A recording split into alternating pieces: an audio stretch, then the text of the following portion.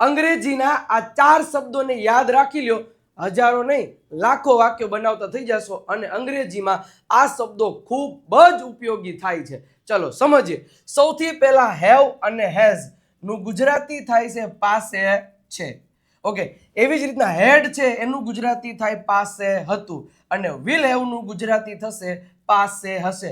જ્યારે પણ મારે પાસે છે, તમારી પાસે છે, તેઓ પાસે છે, કોઈની પાસે કઈ વસ્તુ છે, પાસે કઈ હતું કે પાસે કઈ હશે, એના માટે 4 શબ્દોમાંથી એક શબ્દનો ઉપયોગ થશે. જોઈએ ક્યારે કેનો ઉપયોગ કરવો.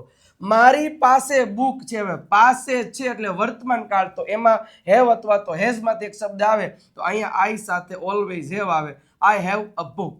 તેની પાસે બુક છે તો તેણી એટલે કે શી, તો હી શી ઇટ સાથે હેઝ આવે તો શી હેઝ અ બુક અને પાસે છે એટલે પ્રેઝન્ટ.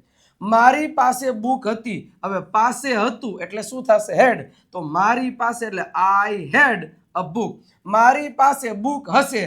આમાં શું જવાબ આવશે એ તમારે કોમેન્ટ કરવાનો છે. અને આવી જ રીતે અંગ્રેજી શીખવા માટે આ પેજને ફોલો કરી દો અને વિજય નાક્યા નામની યુટ્યુબ ચેનલને સબસ્ક્રાઇબ કરી તમારા મિત્રો સુધી શેર જરૂર કરી દેજો. કારણ કે 27 એપ્રિલથી એક નવી જ ભયંકર આવી પ્રેક્ટિસની સિરીઝ શરૂ થવાની છે દરરોજ સાંજે 9 વાગે. અને આવા બધા ટોપિક સરળતાથી શીખવા માટે દેવસત્ય બુક 349 રૂપિયાની છે, જેમાં સરળ ગુજરાતીમાંથી અંગ્રેજી શીખવા માટેની બુક છે.